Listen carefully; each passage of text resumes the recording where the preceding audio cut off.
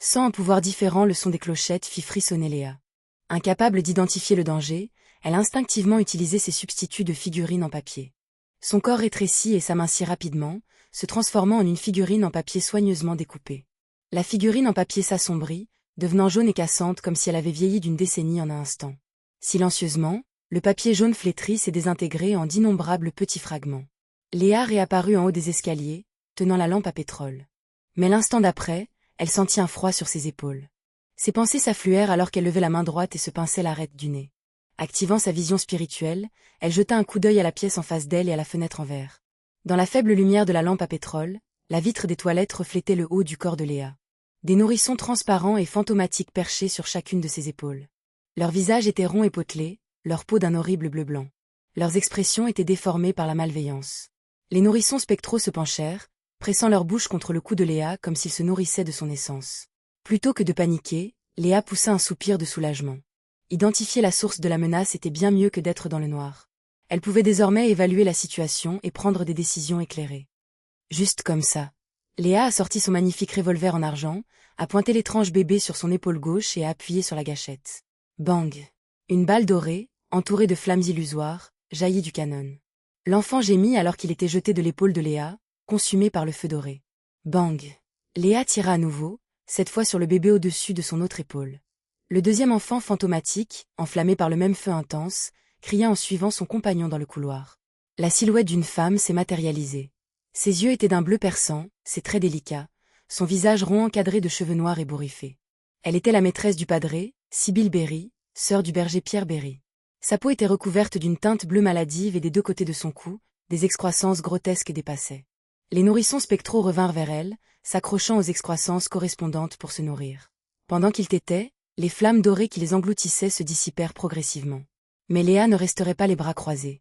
Elle a visé Sibylle Berry et appuyé sur la gâchette. Avec un bang, la balle dorée a parcouru quelques mètres avant de frapper Sibylle carrément au front. Pour une raison quelconque, Sibylle n'a fait aucune tentative d'esquive. Un trou sanglant lui a traversé le crâne. Dans la blessure, le blanc et le rouge se mélangeaient alors que des flammes dorées illusoires les dévoraient tous les deux. Clang! Sibylle tomba sans vie au sol. Les enfants fantomatiques, leurs visages pâles déformés par l'angoisse, disparurent. C'est ça? Léa n'arrivait pas à y croire. Les clochettes argentées sur son voile et ses bottes continuaient de teinter, devenant de plus en plus intenses de seconde en seconde. En un clin d'œil, Léa sentit une force froide et malveillante grandir en elle. Frénétiquement, elle jeta un coup d'œil aux toilettes et à la vitre. Sa peau avait pris une teinte bleuâtre à un moment donné. L'instant suivant, son corps est redevenu une figurine en papier. La figurine en papier s'est froissée en boule, heurtant le sol avec un bruit sourd. Léa réapparut dans la salle de bain, la sensation glaciale grandissant toujours en elle. Presque simultanément, une voix douce lui murmura à l'oreille. J'ai conclu un pacte avec une étrange créature du monde spirituel et j'ai acquis l'une de ses capacités. Celui qui me tue, je peux renaître dans son corps et en prendre le contrôle. Tu es très belle. Je l'aime beaucoup. Le père devrait beaucoup t'aimer aussi. Sans hésitation, Léa s'est enfuie de la salle de bain, un revolver argenté et une lampe à pétrole à la main. Elle devait retrouver Valentine. L'exorcisme était l'une des spécialités du domaine Soleil. Ils étaient particulièrement efficaces contre de telles menaces. Valentine se retrouva coincée près du balcon. La zone était étouffée par des vignes noires couvertes d'épines suspendues au plafond. Des fleurs rouges sans à l'odeur putride fleurissaient tout autour. Valentine écarta les bras, invoquant des flammes dorées venues de nulle part pour incinérer la flore monstrueuse. À ce moment-là, une silhouette se matérialisa dans les airs. Il portait une robe blanche ornée de fils dorés. Ses cheveux noirs étaient courts, ses yeux bleus solennels et son nez légèrement crochu. Il s'agissait de Guillaume Bénet, le padré de Cordu. N'étant plus invisible, il flottait dans les airs et regardait Valentine. Dans l'ancien Hermès, il hurlait « Valentin ». Une énergie sombre vacillait dans les robes du père. C'était une capacité que Guillaume Bénet avait obtenue grâce à un contrat avec une créature du monde spirituel. En invoquant le vrai nom de la cible, il pourrait affecter son corps d'âme, provoquant une désorientation. Plus le langage était proche de la nature et du monde des esprits, et meilleure était la compréhension de la cible, plus l'effet était fort. Si son corps spirituel était de loin supérieur à celui de la cible, il pourrait même extraire son esprit, la laissant désorientée et sans défense. La tête de Valentine tourna en entendant le cri du père. Il se sentit soudain étourdi et ne parvenait plus à réfléchir correctement.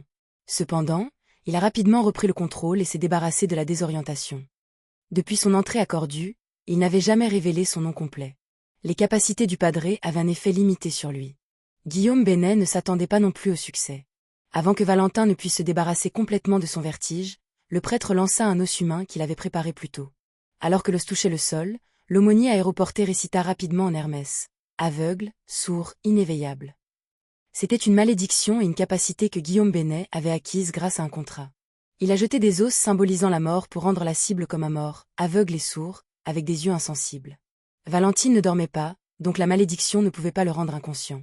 Cependant, les vertiges persistants se sont intensifiés, brouillant sa vision et provoquant des bourdonnements d'oreilles. Il avait du mal à voir au-delà de 3 mètres ou à entendre quoi que ce soit au-delà. Saisissant l'occasion, le père étendit sa paume droite. Ses yeux bleus prirent une qualité brumeuse, presque éthérée. Des symboles complexes de mercure, rappelant de minuscules rivières, tourbillonnaient autour de Valentine. Ils formaient une grande rivière illusoire scintillante de lumière. D'innombrables affluents bifurquaient en aval. Au fur et à mesure que le fleuve principal déferlait, la plupart furent engloutis, n'en laissant qu'un seul. Guillaume Bénet a observé quelques secondes et s'est emparé d'un des symboles du mercure juste avant que Valentine ne se libère de la cécité et de la surdité maudite. Il avait l'intention d'amplifier l'affluent correspondant et de faire du sort de Valentine, paralysée par les fleurs démoniaques abyssales, une réalité. Ryan a à peine réussi à esquiver la hache de l'ombre alors qu'elle s'abattait sur lui. Il jeta rapidement la lampe à pétrole qu'il portait et enfila son armure blanc argentée. Dans sa main, une épée large condensée de lumière apparut. Ryan frappait continuellement, repoussant l'ombre contre le mur. Les taches de Sunrise Gleam qu'il a libérées couvraient les environs, exorcisant les ombres de la zone. Les bras d'un noir absolu, d'un blanc pâle, maléfique ou terrifiant qui était sur le point de sortir de derrière l'ombre ont été repoussés, ce qui rendait difficile pour eux de saisir le corps de Ryan. Avec un bruit sourd, l'ombre recula dans le mur et revint à la normale. Il a disparu sous l'éclairage de Sunrise Gleam. Non loin de là, un reste d'ombre s'est agrandi et le berger Pierre Berry, vêtu d'un long manteau à capuche, est sorti. Il se pencha légèrement et chargea Ryan avec sa hache, accumulant des pouvoirs dans son corps à chaque pas. Après quelques pas, Pierre Berry semblait avoir la posture et la force d'un géant. Ryan dominait son adversaire, saisissant l'épée de l'aube à 2 mains alors qu'il se préparait à frapper l'ennemi qui le chargeait comme un taureau déchaîné. Clang! L'épée large et la hache s'entrechoquèrent, envoyant une pluie d'étincelles dans toutes les directions. Pierre Berry et Ryan reculèrent simultanément. L'un a reculé de 3 pas pour retrouver l'équilibre, tandis que l'autre n'en avait besoin que d'un. Ryan stoppa sa retraite, une jambe tendue en arrière, et saisit l'instant avant que Pierre Berry ne puisse se stabiliser. Il se précipita en avant, frappant son adversaire. À ce moment-là, la bouche de Pierre Berry était grande ouverte. Sa langue s'est bizarrement transformée en un étrange caméléon. La tête du caméléon était repliée entre ses pattes, une patte avant enfoncée dans sa bouche. À l'instant où le regard de Ryan tomba sur le caméléon, il fut ravagé par une douleur fulgurante dans la tête, si intense que son attaque échoua, ne parvenant pas à atterrir. Malédiction des maux de tête. Le berger Pierre Berry avait acquis cette capacité grâce à un pacte avec un corps spirituel énigmatique qui s'était délecté d'étudier toutes sortes de malédictions au cours de sa vie. Profitant de l'opportunité d'infliger un mal de tête débilitant à Ryan, Pierre Berry a rappelé l'ombre qui s'éloignait et a déclenché un assaut féroce. Au milieu de la cacophonie du métal, Ryan s'est retrouvé obligé de battre en retraite. Au milieu du chaos extérieur, Lumian se redressa et dit d'urgence à Aurore. Quelque chose ne va pas. Il faut se regrouper avec Ryan et les autres. Ryan leur avait répété ce principe à maintes reprises. Face à une attaque, ils devaient s'efforcer de rester ensemble. Une équipe unie était bien plus efficace que 5 individus combattant seuls. D'accord. Aurore sauta du lit et courut vers la porte, fouillant dans la poche cachée de sa robe fluide. Alors que Lumian s'approchait de la porte ouverte, il aperçut une silhouette. Le saumonier Michel Garrigue se tenait devant lui, vêtu d'une robe blanche ornée de fils d'or. Les yeux du jeune homme aux cheveux bouclés étaient étrangement vides alors qu'il offrait un sourire à Lumian. « Voulez-vous prier ?» D'un mouvement rapide, Lumian libéra sa hache et visa le cou de Michel. La tête de Michel penchait, mais seul un filet de sang s'échappait. Jetant un coup d'œil à Lumian du coin de l'œil, il demanda avec un sourire radieux, comme si de rien n'était. « Veux-tu prier ?» Alors que Lumian se préparait à lever sa hache et à trancher le cou de l'homme, un immense sentiment de danger l'envahit. S'appuyant sur l'agilité étrange de son danseur, il se retourna brusquement et balança la hache derrière son dos. Dans la seconde suivante, son regard se figea. Il a vu Aurore. Les yeux bleu clair d'Aurore étaient inexplicablement devenus vides. Elle lança une poignée de poudre, moulue à partir d'une sorte d'arbre, sur Lumian. Regardant le visage familier de sa sœur, le coup de hache de Lumian ralentit jusqu'à s'arrêter. Il a même oublié de s'évader. Un crépitement éclata lorsqu'une sphère d'éclair argenté frappa la tête de Lumian. Il s'est évanoui. Les ténèbres ont englouti sa vision.